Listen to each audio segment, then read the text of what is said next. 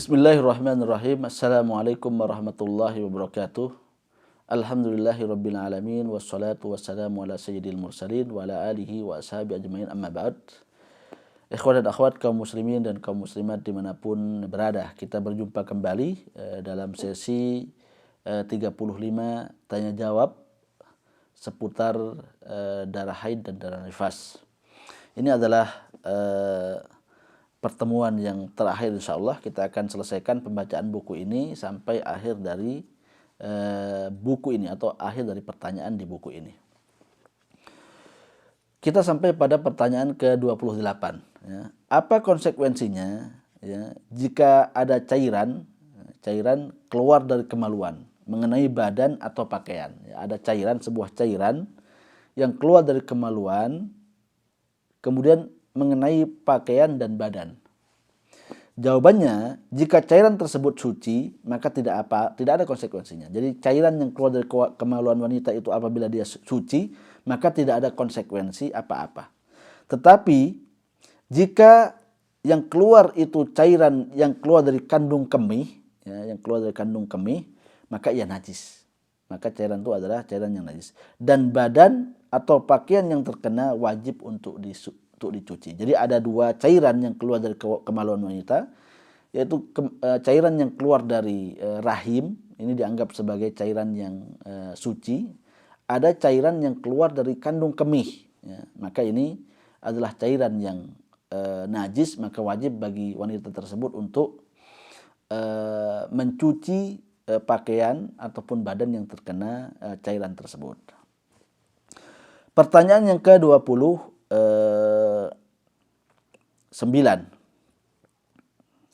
tentang wudhu yang ditanyakan oleh petanya tadi. Ya, wudhu yang ditanyakan oleh penanya tadi. Apakah cukup dengan hanya membasuh anggota wudhu saja? Jawabannya betul. Ya, cukup hanya dengan membasuh anggota tubuh saja atau membasuh anggota wudhu saja. Jika cairan itu suci. Jadi jika cairan itu suci, maka wajib baginya atau cukup baginya untuk membasuh anggota wudhu saja. Yang dimaksud dengan cairan suci kata beliau adalah cairan yang keluar dari rahim, ya, dan bukan cairan yang keluar dari kandung kencing. Jadi intinya kalau cairan itu keluar dari rahim, bukan cairan yang najis, maka dia cukup untuk berwudhu saja. Tapi apabila cairan itu adalah cairan yang keluar dari kandung kemih, kemudian terkena pada badan kita, ya, atau baju kita, maka wajib dicuci dulu badan kita atau pakaian kita sampai bersih, baru kemudian kita berwudu. Ini inti dari jawaban dari Syekh tadi. Pertanyaan ke-30, bagaimana caranya seorang wanita yang sedang haid mengerjakan sholat sunnah ihram? Jawabannya adalah, perlu diketahui kata Syekh ini bahwa tidak ada salat khusus saat ihram. Ini pertama, ya, tidak ada salat khusus saat ihram. Sebab tidak ada satupun riwayat dari Nabi Muhammad SAW yang menjelaskan bahwa beliau mengajarkan kepada umatnya salat sunnah ihram. Baik lewat perkataan beliau, perbuatan beliau, ataupun persetujuan dari beliau tentang hal ini. Kedua, boleh bagi wanita yang mengalami haid sebelum berihram untuk berihram dalam keadaan haid, ya, memakai pakaian ihram dan kemudian mengucapkan lafaz ihram, ya, labbaik Allahumma umratan atau labbaik Allahumma hajjan. Ini namanya berihram. Karena dahulu sallallahu alaihi wasallam, Nabi kita Muhammad sallallahu alaihi wasallam memerintahkan kepada Asma binti Umais, istri Abu Bakar As-Siddiq, yang kala itu sedang nifas di Dzul Hulaifah beralih untuk mandi dan kemudian menutup kemaluannya, yaitu menutup saluran nifasnya dengan kain, ya, mungkin sekarang dengan pembalut, ya, serta mengencangkannya lalu berihram. Jadi ini Rasulullah SAW menyuruh Asma bintu Umais untuk melakukan ihram pada saat dia sedang haid atau nifas, ya, sedang haid atau sedang nifas tadi. Ini sama halnya dengan wanita yang haid, ya. Ia tetap pada ihramnya dan menunggu sampai suci, barulah ia melakukan tawaf dan sa'i. Adapun pertanyaan, bolehkah baginya untuk membaca Al-Quran? Jawabannya adalah boleh. Ya.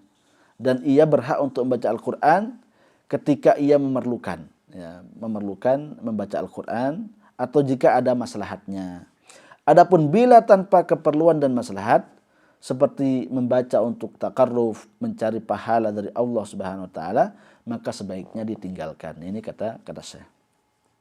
Pertanyaan yang ke-31, wanita yang sedang berihram lalu haid saat tiba di Mekah. Sedangkan mahramnya harus dan terpaksa untuk segera safar. Sementara ia tidak memiliki seorang mahram pun di Mekah. Apa yang dia harus lakukan? Jawabannya adalah hendaknya ia ikut bersafar bersama mahramnya tersebut. Namun ia tetap pada ihramnya. Dan apabila dia telah suci, maka harus baginya atau wajib baginya untuk kembali ke Mekah dan melakukan aktivitas umrahnya. Hal ini dilakukan apabila dia tinggal di dalam Saudi, ya. Apabila ia tinggal di dalam Saudi, kata beliau, maka dia harus melakukan ini. Sebab kalau dia tinggal dalam Saudi, dia bisa kembali ke Mekah dengan sangat mudah, ya, tanpa ada paspor misalnya, ya, ataupun hal-hal yang lainnya. Namun jika wanita ini tinggal, orang wanita ini tinggal di luar Saudi, ya, maka sulit baginya untuk kembali lagi ke Mekah. Maka yang ia lakukan adalah memakai pembalut dan berhati-hati terhadap haidnya agar tidak mengotori pakaian dan masjid. Lalu ia mengerjakan tawaf, sa'i dan tahallul serta menyelesaikan semua rangkaian amalan umrohnya pada safar itu juga. Ya. Sebab tawaf yang dilaksanakan pada kondisi tersebut terhitung tawaf dalam keadaan darurat.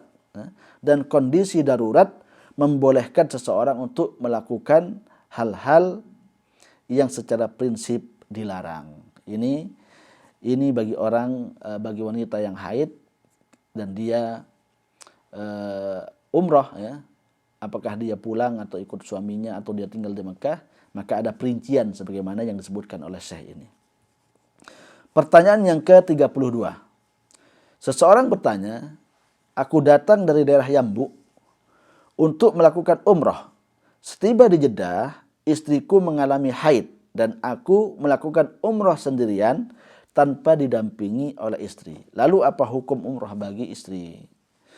Jawabannya adalah hukumnya bagi istrimu, ya, ia tetap dalam keadaan ihram dan menunggu hingga ia suci, kemudian dia menunaikan umrahnya. Sebab dahulu ketika Safiyah radhiyallahu taala anha, istri Nabi Muhammad SAW, haid, ya, Nabi bertanya, apakah Safiyah akan menghambat kepulangan kita ke Madinah? Para sahabat menjawab, iya, kata Safiyah telah melakukan tawaf ifadah. Maka lantas sallallahu alaihi wasallam kemudian bersabda, jika demikian maka segeralah bergegas menuju ke Madinah. Pertanyaan Nabi tadi, apakah Safiyah akan menghambat kepulangan kita ke Madinah? Jadi hadisnya itu, apakah Safiyah akan menghambat kepulangan kita ke Madinah? Para sahabat mengatakan, Safiyah telah melakukan tawaf ifadah. Gitu. Maka lantas Nabi mengatakan, jika demikian, maka segeralah bergegas menuju Madinah. Pertanyaan Nabi tadi, ya, apakah Safiyah akan menghambat kepulangan kita ke Madinah? Adalah dalil wajibnya seorang wanita untuk menunggu atau menetap di Mekah jika ia haid sebelum melakukan tawaf ifadah. Tawaf ifadah itu adalah tawaf haji. Sampai ia suci barulah boleh baginya untuk tawaf. Ya, maka ini berlaku juga untuk tawaf umrah. Jadi dia harus menunggu waktu sampai dia benar-benar suci. Karena tawaf umrah sama dengan tawaf ifadah. Sebab tawaf umrah termasuk rukun umrah, sehingga jika seorang wanita haid sebelum tawaf, ia harus menunggu sehingga suci, barulah boleh baginya melakukan tawaf. Pertanyaan yang ke-33, seorang wanita bertanya, aku haid, ya, ketika sedang berhaji. Karena malu untuk menyampaikan kepada yang lain, aku tetap masuk masjid, lalu melakukan sholat, tawaf, dan sa'i. Apa hukum dari perbuatanku ini? Dia malu, padahal sedang haid, tetap saja dia melakukan amalan-amalan yang sebenarnya dia larang ya, ketika dia haid. Dan perlu diketahui, haidku ini datang setelah masa nifas. Jawabannya adalah tidak boleh bagi wanita yang haid atau nifas untuk melakukan salat ya, baik di masjid ya, di masjid di Mekah maksudnya, di Masjid Haram, di negaranya atau di masjid mana saja. Tidak boleh untuk melakukan salat di masjid atau baik itu Masjidil Haram ataupun masjid mana saja. Berdasarkan hadis Rasulullah SAW tentang wanita, bukankah ketika haid ia tidak salat dan tidak puasa? Ya. Dan berdasarkan dari konsensus ulama, yaitu kesepakatan para ulama kaum muslimin, bahwa haram bagi wanita haid ya, untuk sholat dan berpuasa. Oleh karena itu, wanita tersebut harus bertobat dan minta ampun atas perbuatannya. Ya. Adapun tawaf yang ia lakukan ketika haid, maka tawafnya tidak sah. Sedangkan sa'inya maka sah.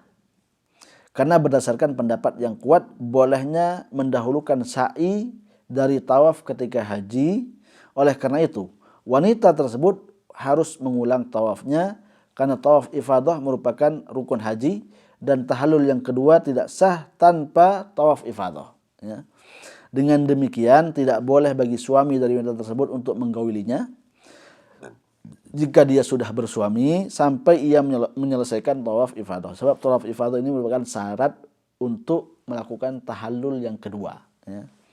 Juga tidak dibolehkan bagi walinya untuk menikahkan wanita tersebut jika ia belum bersuami sampai ia menunaikan tawaf ifadahnya tersebut. Wallahu ta'ala alam.